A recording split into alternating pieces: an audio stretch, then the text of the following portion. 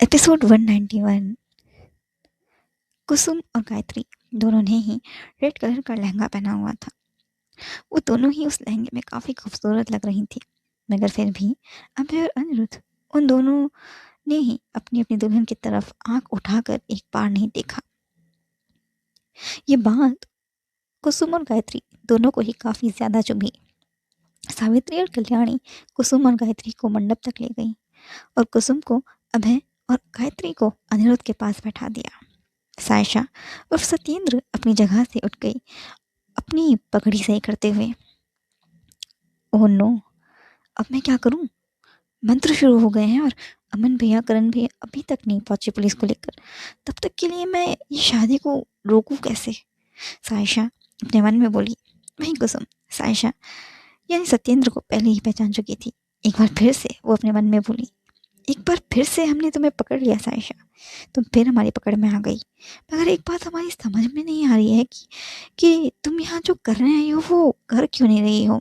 हमारी और अभय की शादी रुकवाने के लिए तुमने अभी तक कोई दांव खेला ही नहीं।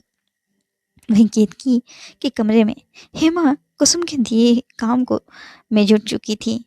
उसने अपनी पॉकेट से एक बॉटल निकाली स्लो पॉइजन की और एक सिरिंज भी। उस सिरिंज में उसने स्लो पॉइजन फिल किया और केतकी की तरफ बढ़ने लगी। केतकी की अभी भी आंखें नम थीं। वो अपने मन में भगवान का नाम जपने लगी कि वो किसी को उसकी मदद के लिए भेज दे। डोंट वरी, आप फिक्र मत कीजिए, कुछ ही देर में आपको चैन की नींद आ जाएगी। इतना कहते ही हेमा ने केतकी का हाथ पकड़ लिया और केतकी ने अपनी आंख कस के मूंद ली। हेमा ने अपना दाएं हाथ आगे बढ़ाया केतकी को इंजेक्शन लगाने के लिए। उसके होंठ पर जीत की मुस्कान थी, मगर कुछ ही सेकंड्स में उसकी वो मुस्कान दर्द में बदल गई जब केतकी ने अपना बायां हाथ अपनी साइड वाली पिलो के नीचे सरकाया और उसके नीचे से एक चाकू निकालकर हेमा के हाथ पर वार कर दिया। आह! हेमा दर्द से कराहने लगी और इतनी देर में केतकी जैसे तैसे बेड से नीचे उतरने में कामयाब हो गई। केतकी किसी तरह अपनी व्हील चेयर तक पहुंची और उस पर बैठने के लिए अपने पैर पर खड़े होने की कोशिश में जुट गई। इतने में हेमा भी अपने उस दर्द को सहते हुए केतकी के नज़दीक पहुंच गई और उसके पैर पकड़कर उसे नीचे गिरा दिया। बहुत मोटी चमड़ी है तुम्हारी, कुसुम मैडम बिल्कुल सही कहती हैं तुम्हारे बारे में। अब मैं तुम्हें इंजेक्शन नहीं लगाऊंगी, सीधा बिजली वाले टैंक के अंदर फेंकूंगी। हेमा केतकी के पैर पर अपने नाखून गढ़ाते हुए बोली, तो बदले में उसने भी हेमा के उसी जख्मी हाथ पर एक लात मार दी जिस पर उसने चाकू से वार किया था।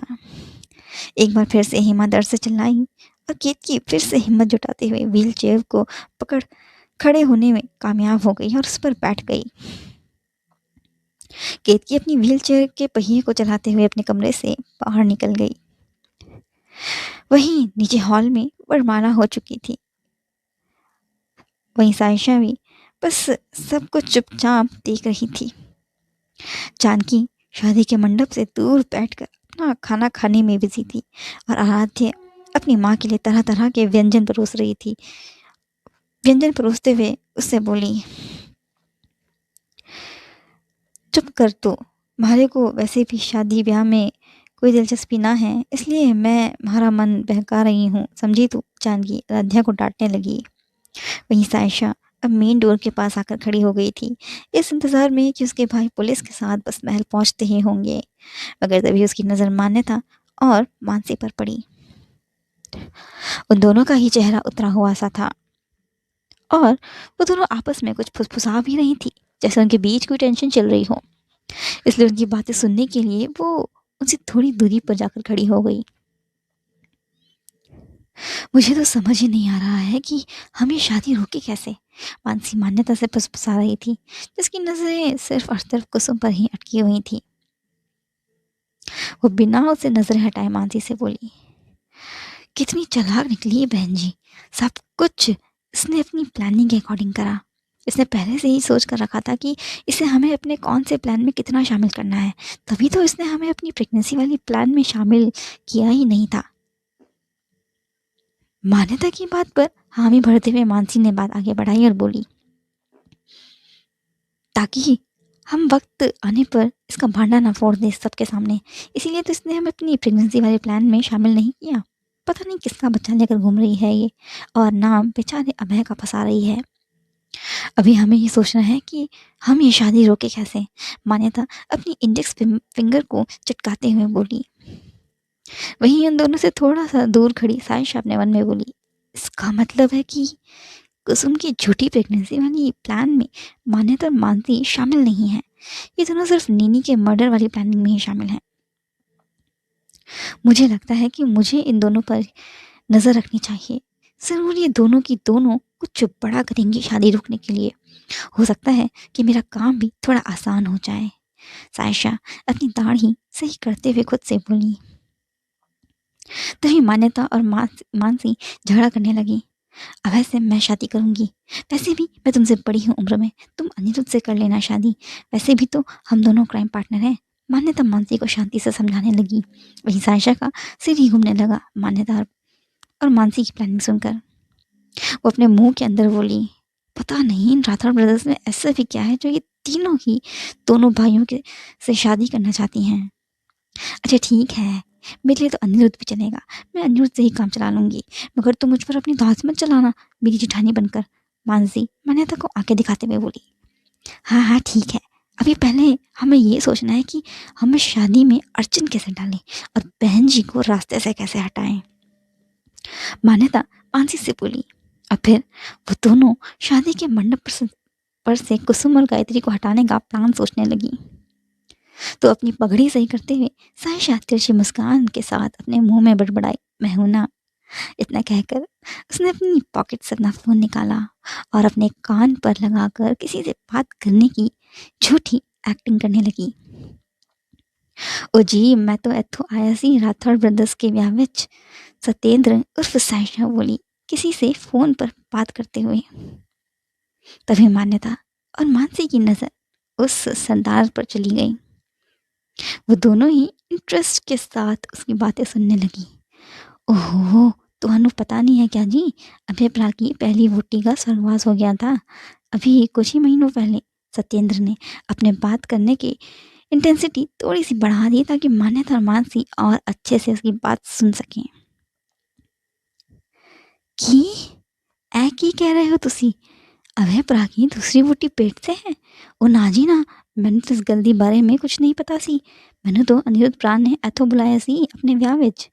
सत्येंद्र अपनी पगड़ी सही करते हुए लगातार बातें किए जा रही थी, बिना मान्यता और मानसी को देखे, ताकि उन दोनों को ये लगे कि वो एक मेहमान है इस शादी में और ज़्यादा कुछ नहीं जानता है कुसुम के बारे में। ओह वीर जी, तुहानू कैसे पता कि ओ कुड़ी झूठ बोल रही सी?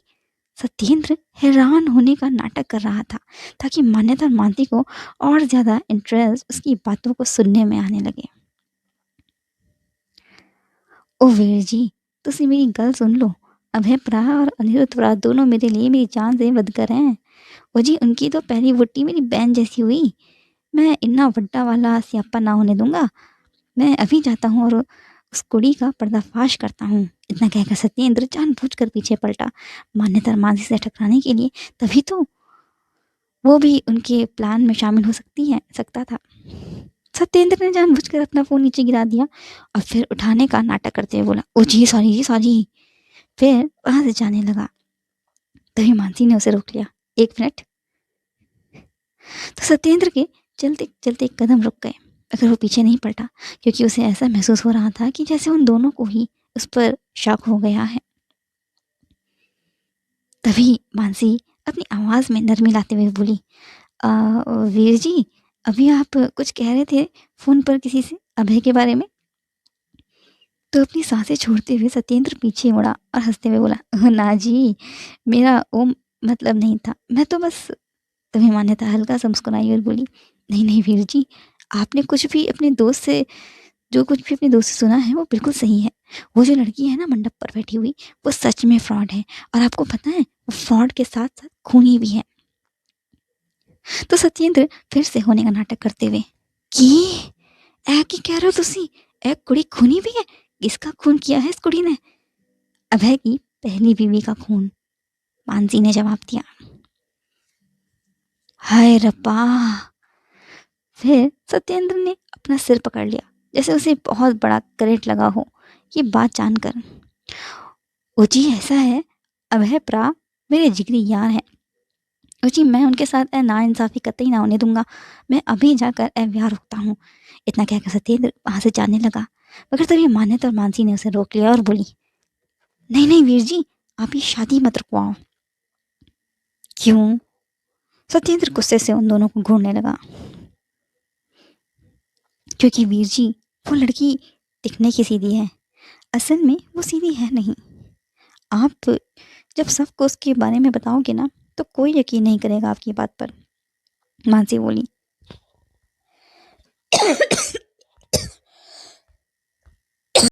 कि वीर जी वो लड़की दिखने की सीधी है, असल में वो सीधी है नहीं। आप जब सबको उसके बारे में बताओगे ना तो कोई यकीन नहीं करेगा आपकी बात पर। मानसी बोली। तो सायशा मन ही मन खुश होने लगी, क्योंकि उसका दिल एकदम सही निशाने पर जाकर बस लगने ही वाला था। अपनी पगड़ी सही करते हुए सत्येंद्र बोला, ओ जी तो असी ऐसा की करें जिससे ब्याह रुक जाए और मेरा वीर बच जाए। ओफो वीर जी, हम हैं ना, हम आपकी मदद करेंगे और बदले में आप हमारी मदद कर देना। मान्यता किलर स्माइल के साथ बोली। तो सत्येंद्र अनजान बनने का नाटक करने लगा। ओ जी बड़ा मतलब की है, मैंने समझ नहीं आया। सत्येंद्र अपनी दाढ़ी सही करते हुए बोला। तो मानसी उसे समझाने लगी, अरे आप ज़रा हमारे साथ साइड में चलिए, हम आपको सब कुछ डिटेल में समझाते हैं। फिर वो दोनों उसे साइड में ले गई।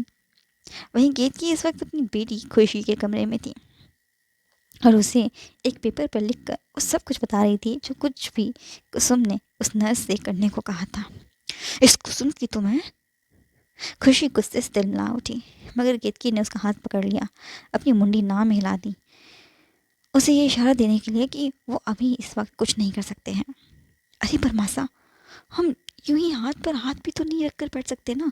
बेटी परिवार का भी कुछ पता है नहीं अभी तक। पता नहीं वो लोग हमारी मदद करेंगे भी या नहीं, क्योंकि हमारी मदद करके उन लोगों का तो कोई फ़ायदा होने वाला है नहीं। फिर वो लोग क्यों ही हमारी मदद करेंगे, उनका कौन सा फ़ायदा होगा हमारी मदद करके। गुस्से से अपनी वॉइस कोड़ते हुए खुशी अपनी माँ से बोली। तो केतकी ने फिर से पेपर पर लिखा, नहीं नहीं, सायशा यही है अपनी दोस्त अंजलि के साथ, वो ज़रूर कुछ करेगी।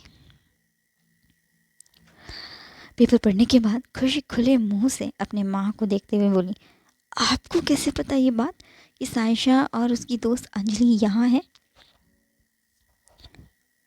केतकी ने फिर से पेपर पर लिखा, सवाल मत कर ज़्यादा, जाकर सायशा की मदद कर, ढूंढ उसे जाकर, वो अपना गेटअप चेंज करके आई है यहाँ। अपनी माँ की साइलेंट डांट सुनकर खुशी मुंह बनाने लगी और कमरे से बाहर जाने को हुई, मगर फिर वो वापस पीछे पलटी और बोली, मासा उस नर्स का कोई भरोसा नहीं है, वो आपको ढूंढते हुए यहाँ भी आ सकती है, इसलिए मैं डोर को बाहर से लॉक करके जा रही हूँ। तो केतकी ने अपना सिर हाँ में हिला दिया और खुशी रूम से बाहर चली गई और डोर को बाहर से लॉक कर दिया। वहीं सायशा इस वक्त मान्यता और मानसी के साथ थी। वो दोनों उसे अपना प्लान समझा रहे थे शादी को रोकने के लिए। देखो वीर जी, आपको ज़्यादा कुछ नहीं करना है, बस उन दोनों बहनों को मंडप से उठाना है कोई बहाना बनाकर। फिर उन दोनों को हम यहाँ इस रूम में ले आएंगे और उनका शादी का जोड़ा पहनकर खुद जाकर मंडप पर बैठ जाएंगे। मानसी ने फ्लो में आकर ही सत्येंद्र से अपना असली मकसद बता दिया, जिसके बाद वो उसे हैरानी से घूरने का नाटक करने लगा। मानसी ने जब ये बात कही तो मान्यता उसे गुस्से से कहाँ जानने वाली नज़रों के साथ घूरने लगी। एन्नो तो कुछ समझ ही नहीं आ रहा है, ऐसा सब हो ही रहा है। अभय प्रा की शादी उस कुड़ी से तुड़वा कर तुम दोनों शादी करोगी, मेरा तो सिर ही चकरा रहा है। सत्येंद्र अपना सिर पकड़ते हुए सोफे पर बैठ गया तो मान्यता उसे अपनी चिकनी चुपड़ी बात पर राजी करने लगी। देखिए ना वीर जी, अभय की पहली वाइफ के गुजर जाने के बाद वो कितना मायूस हो गया है। वो तो मैं भी अभय से बहुत प्यार किया करती थी, मगर उससे शादी नहीं कर पाई क्योंकि अभय अपनी पहली बीवी से बहुत प्यार करता था। और अब जब आयशा इस दुनिया में नहीं रही तो मुझे लगता है कि यही भगवान का मेरे लिए इशारा है कि मैं अभय को वही प्यार दूं जो प्यार आयशा अभय को दिया करती थी। और मान्यता भावुक होने का नाटक करने लगी ये कहते कहते। वैसे तो सत्येंद्र और सायशा सब कुछ पहले से ही जानती थी, मगर फिर भी उसे मान्यता के सामने नाटक करना पड़ रहा था कि उसे मान्यता के साथ हुई नाइंसाफ़ी के लिए काफ़ी बुरा लग रहा है। ओह, तो एंगल है। तू भी मेरे प्राण ਨੂੰ बहुत लव करती सी, है ना? सत्येंद्र मान्यता से बोला। तो उसने अपनी आंखों में मासूमियत बरकरार रखते हुए सिर को हाँ में हिला दिया। क्या आप हमारी मदद करेंगे? मानसी भी बेचारी बनने का नाटक करते हुए बोली। तो सत्येंद्र ने अपना सिर हाँ में हिलाया और बोला, हाँ मैं ज़रूर तुम्हारी मदद करूँगा। बताओ मैंने की करना होगा? वीर जी, आपको ज़्यादा कुछ नहीं करना है, बस कुसुम और गायत्री को भटकाना है। मतलब आपको कुछ ऐसा करना है होगा जिससे उन दोनों को मंडप से उठाना पड़े, ताकि हम दोनों वहाँ पर आकर अपना अगर आपको डांटना शुरू करें, क्योंकि कुसुम की नज़रों में तो हम उसके दोस्त हैं, तो वहाँ पर हम उसकी मदद के लिए आगे आएंगे और फिर बहाना बनाकर उन दोनों ही बहनों को रूम में ले आएंगे। उसके बाद हमारा असली प्लान शुरू होगा। मान्यता ने सत्येंद्र को अपना प्लान बताया और फिर उसके आगे का प्लान कंटिन्यू मानसी ने किया। और उसके बाद हम उन दोनों को ऑरेंज जूस पिलाएंगे, जिसमें हम मिलाएंगे बेहोशी की दवा, जिसे पीने के बाद वो दोनों ही बहनें बेहोश हो जाएंगी। और फिर तो वीर जी आगे आप खुद ही समझदार हो। हाँ जी हाँ जी, आगे तो मैनू सब पता है। सत्येंद्र फुल एक्साइटमेंट में बोला। उसकी एक्साइटमेंट को देख मान्यता ने अपने बाएं भौं उचकाते हुए उससे कहा, अभय और कुसुम की शादी तोड़वाने में आपको इतनी दिलचस्पी क्यों है? तभी सायशा को भी ये ध्यान आया कि उसने सच में कुछ ज़्यादा ही एक्साइटमेंट दिखा दी है, इसलिए वो बात को संभालते हुए बोला, ओहो कुड़िए, तेनू नहीं पता कि मेरे लिए अभय और अनिरुद्ध प्रा की हैं। दोनों मेरे सगे वीर से भी बढ़कर हैं। ओह, मैं मेरे वीरों के साथ इनजस्टिस बिल्कुल भी नहीं होने दूंगा। तो फिर तेरी कैसी? चलिए जल्दी से अपना काम शुरू करते हैं। इतना कहकर मानसी दरवाजे की तरफ बढ़ी और मान्यता भी उसके पीछे पीछे जाने लगी, मगर तभी सत्येंद्र ने उन दोनों को रोक दिया। वो दोनों वापस पीछे पलटी और उसे सवाली नज़रों से घूरने लगी। ओ जी, मैं कह रहा था कि ओ कुड़ी अगर इतनी ही चालाक है तो फिर असी उजाले में कुछ नहीं कर सकते। सत्येंद्र ने अपनी बात क्लियर करी तो मानसी और मान्यता एक दूसरे को कंफ्यूजिंग लुक देने लगी। नहीं समझे? ओ मैं समझाता हूँ। देखो, असी पहले तो एमसीबी डाउन कर देंगे। मुझे हॉल में अंधेरा छा जाएगा।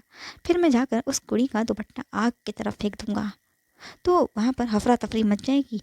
मुझे ऐसे में सबका ध्यान भटक जाएगा। फिर आप दोनों का प्लान वहाँ पर काम करेगा।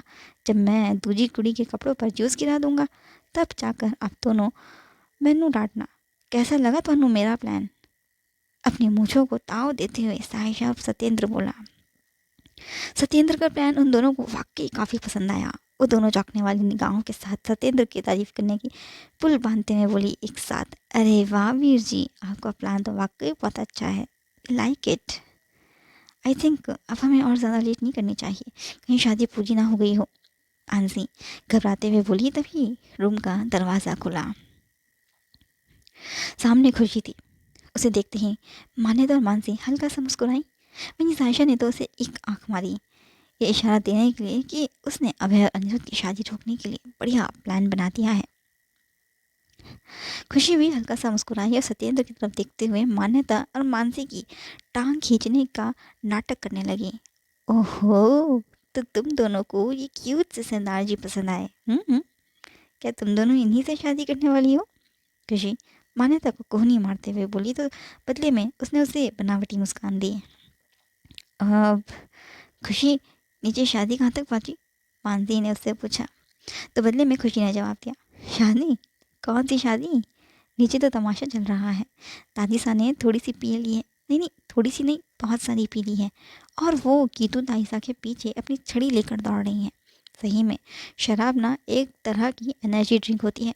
70 की उम्र में भी दादी सा हवाई की तरह बड़ी ताईसा के पीछे दौड़ रही हैं। आप लोग भी चलिए, नीचे चलकर तमाशा देखते हैं।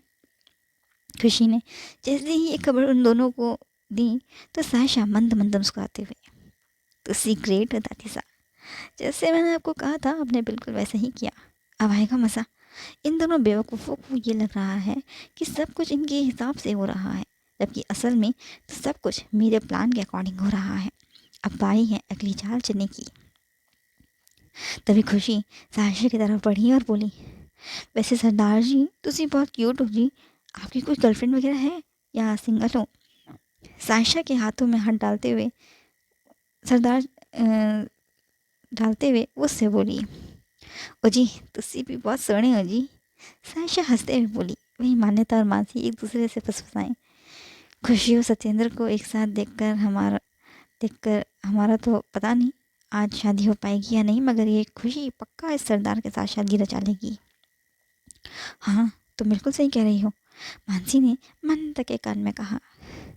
वो चारों नीचे हॉल में पहुंचे तो उन्होंने देखा कि वाकई में जानकी देवी गीतांजलि के पीछे छड़ी लेकर दौड़ रही थी। मासा, आप ऐसा क्यों कर रही हैं? मैंने ऐसा क्या किया है जो आप मेरे पीछे अपनी छड़ी लेकर पड़ गई हैं? गीतांजलि अभय के पीछे छिपते हुए जानकी से बोली। अभय, तुम सामने से हट जाओ, मैं तुम्हारी माँ को सबक सिखाकर ही रहूंगी। जानकी आयशा जैसे बिहेव करने लगी जैसे उसकी आत्मा उसके अंदर घुसाई हो। ये क्या हो गया इन्हें? सभी आपस में फुसफुसाने लगी। तभी गीतांजलि की भाभी कविता जोर जोर से चिल्लाने लगी। भूत भूत भूत, जरूर मासा के अंदर अभय की पहली बीवी की आत्मा घुस आई है।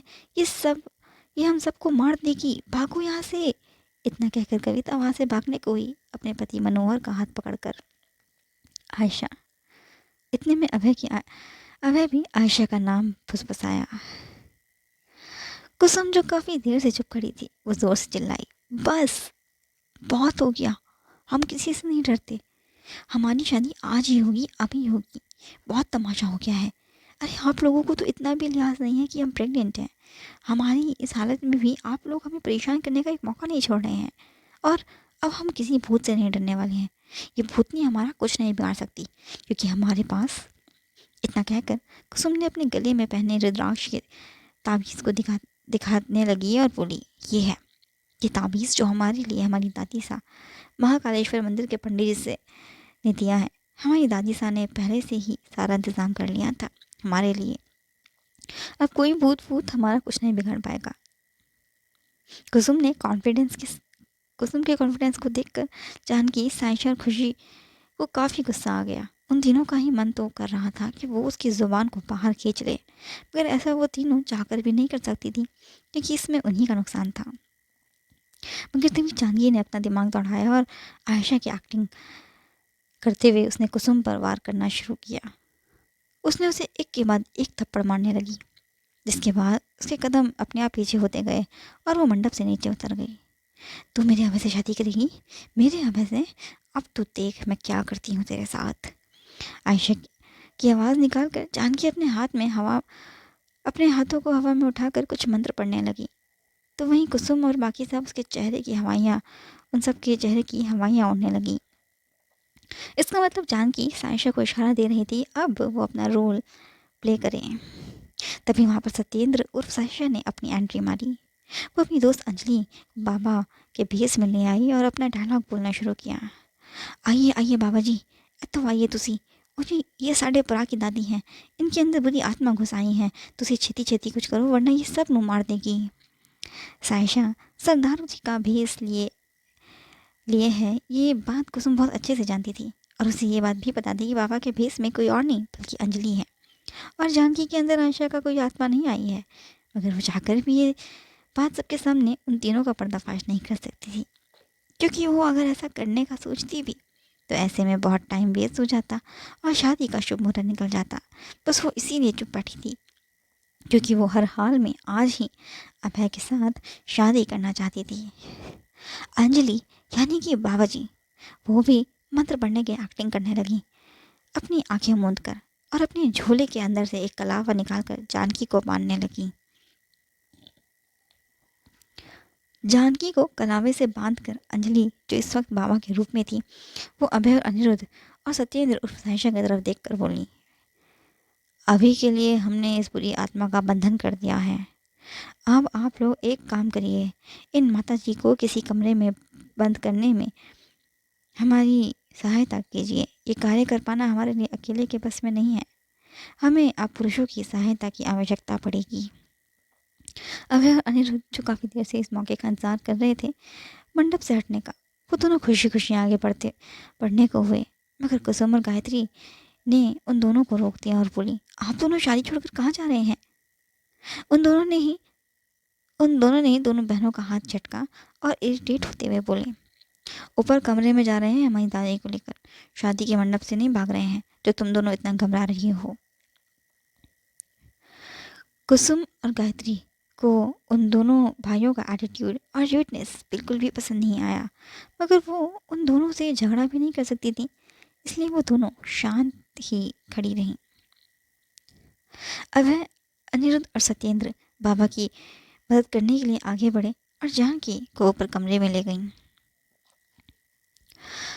तभी मान्यता और मानसी ने अपनी एक अलग चाल चली, जिससे उन दोनों ने अनजाने में सायशा का काम और आसान कर दिया।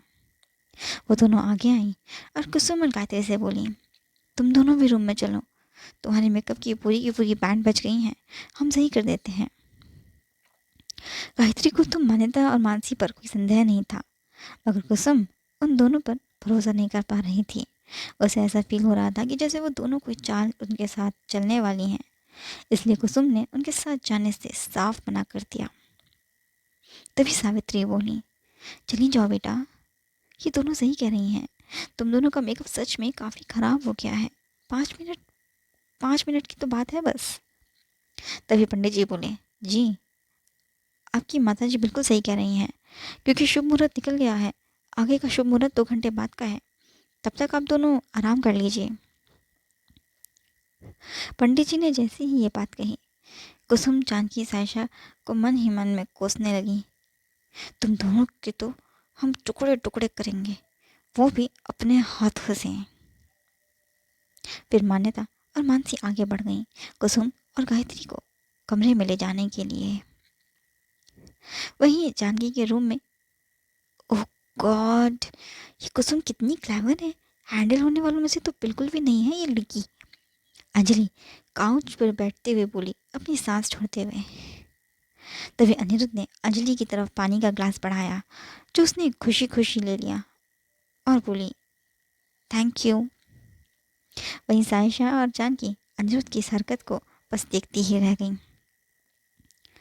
Thank you so much Anjali, अगर आज आप नहीं होती तो मेरी तो शादी हो ही जाती गायत्री के साथ, अनिरुद्ध अंजलि से बोल रहा था।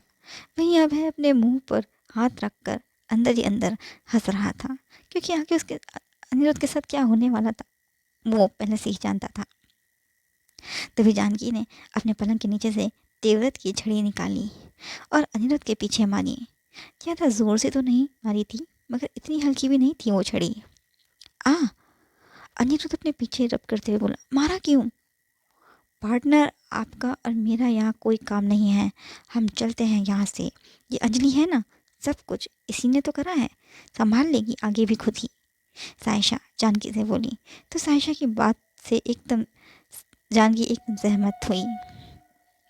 उन दोनों को कमरे से बाहर जाते देख अभय दरवाजे के आगे आकर खड़ा हो गया और अपने हाथ जोड़कर उन दोनों से रिक्वेस्ट करते हुए बोला, beautiful ladies, I really need your help. आप दोनों सिर्फ मेरी हेल्प करो, बाकी किसी और की हेल्प करने की कोई ज़रूरत नहीं है। अभय अनिरुद्ध को गुस्से से घूरते हुए बोला, तो अनिरुद्ध दांत दिखाने लगा।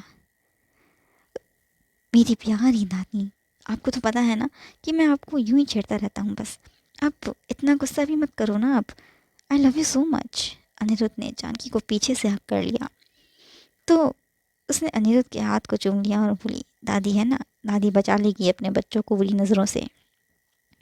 तभी अभय को ये रियलाइज़ हुआ कि असल में तो सब कुछ सायशा की बदौलत हुआ है। उसने सायशा को साइड हक किया और बोला, मेन रूल तो सारी साहिबा का है, इन्हीं की बदौलत तो हम बच पाए हैं कुछ सेकंड्स के लिए।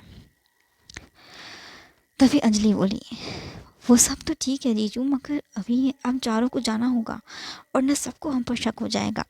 फिर वो चारों वहाँ से चले गए। नीचे हॉल में पहुँचते ही अभय और अनिरुद्ध ने देखा कि कुसुम और गायत्री दोनों दोनों घूंघट में थीं। उन दोनों को घूंघट में देखकर अभय ने अपनी माँ गीतांजलि की तरफ देखा, तो गीतांजलि ने उसे जवाब दिया, ये दोनों खुद ही अपना घूंघट करके आई हैं, हमने पूछा तो बोलती हैं इन दोनों की अब हम सबको इनका चेहरा फेरे पूरे होने के बाद ही देखने को मिलेगा। वही सायशा अपने मन में बोली, ओह गॉड, एक मुसीबत टली तो दूसरी खड़ी हो गई, अब मैं इस मान्यता और मानसी का क्या करूं? तभी पंडित जी ने सभी का ध्यान अपनी ओर खींच लिया, ये कहकर, गीतांजलि बहन जी, अभी शादी हो सकती है, अभिजीत मुहूर्त चल रहा है। ये सुनकर तो साक्षी और अंजलि एक दूसरे को हैरान भरी नज़रों से देखने लगी। वहीं अभय और अनिरुद्ध वो दोनों साक्षी और अंजलि को देखने लगे और मुंह में बड़बड़ाए, अब क्या होगा। आज के लिए बस इतना ही। अगर आपको आज का एपिसोड अच्छा लगा तो वीडियो को लाइक करें, शेयर करें, कमेंट करें और चैनल को सब्सक्राइब करना ना भूलें। Till then take care and bye bye.